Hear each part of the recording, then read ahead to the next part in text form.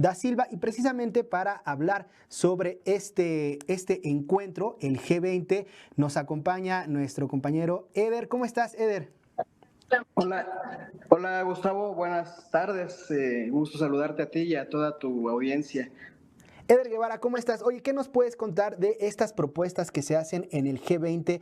¿Qué tanto impacto, qué tan abiertos están las principales potencias armamentísticas del mundo a escuchar propuestas como la de la presidenta Claudia Sheinbaum?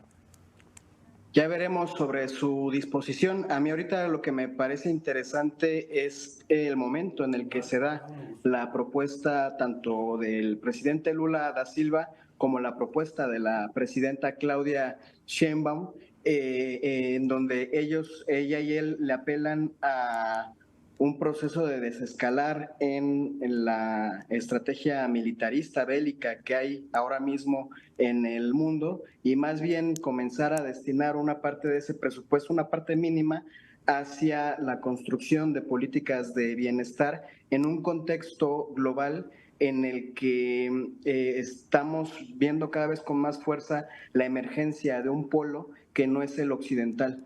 Y ese conflicto global se está reflejando en dos grandes problemas bélicos: en el genocidio que comete el sionismo en Medio Oriente, principalmente en contra de la población palestina, pero también ahora en contra de la población del Líbano, y por otro lado en la invasión de Rusia a Ucrania.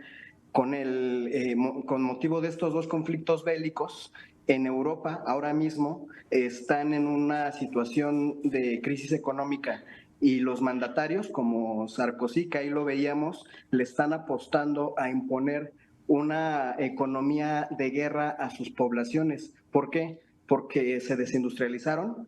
El proceso en el que estamos ahorita de crisis global tiene a muchos de estos países de Europa en una situación en la antesala de la recesión. Alemania, por ejemplo, la gran empresa emblema de Volkswagen, ha anunciado que va a cerrar varias de sus empresas en Alemania y van a priorizar fábricas en otros lados del mundo, como en México, porque están en una crisis de industrialización, no tienen suficiente mano de obra especializada, no tienen insumos, sus energéticos son muy caros, y entonces, para subsanar el déficit fiscal que están generando los gobiernos con sus políticas sociales, quieren reducir la política social e imponer una política de guerra, aunque no vayan a la guerra, ¿eh?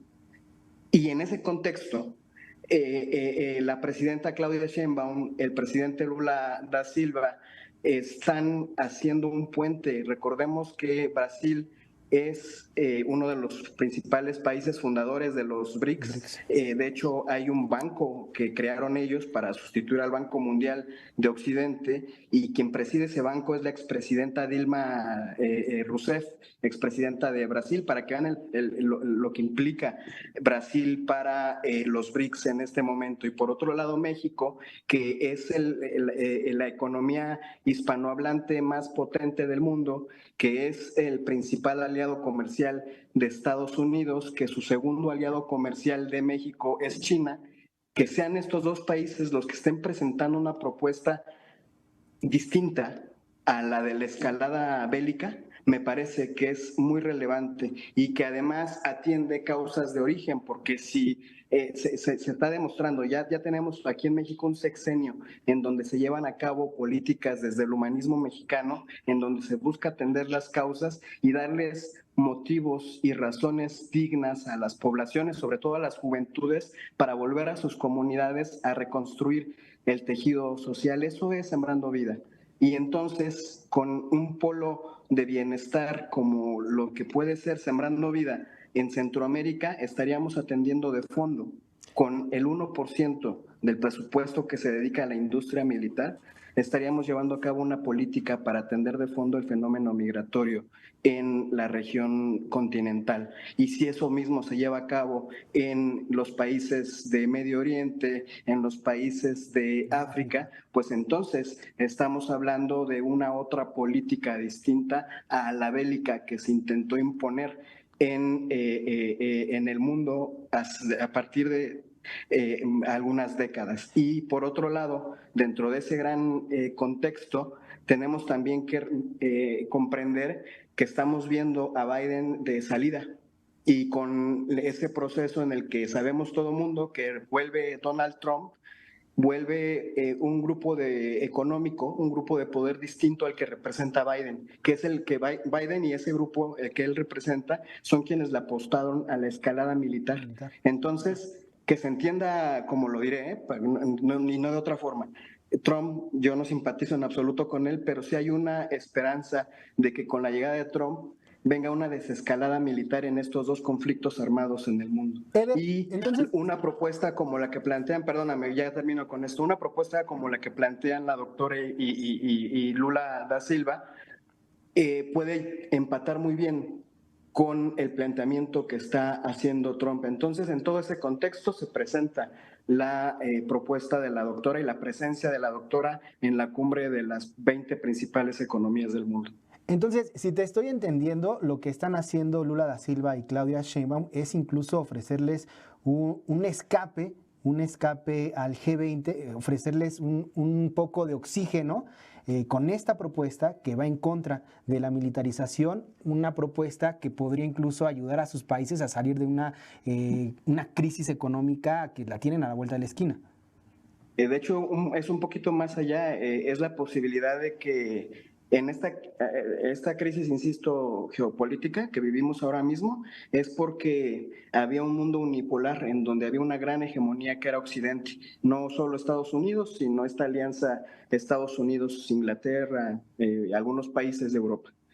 Eh, Ahora mismo ya hay economías emergentes que dicen, nosotros no pertenecemos a eso, queremos tener otra relevancia y de entrada no queremos que haya un país que desde su voluntad individual tenga la posibilidad y la potestad de bloquear a otros países porque no empatan con su ideología. Entonces, esa posibilidad de la construcción de un mundo multipolar, lo que estamos viendo ahorita en la cumbre del G20 es un país de Occidente, que es México, que es aliado estratégico de los Estados Unidos, que es el país de habla hispana más potente económicamente hablando en estos momentos, con un país potencia de los BRICS, que es miembro fundador de los BRICS, que además el nuevo banco que crearon ahí en los BRICS lo preside la expresidenta Dilma Rousseff.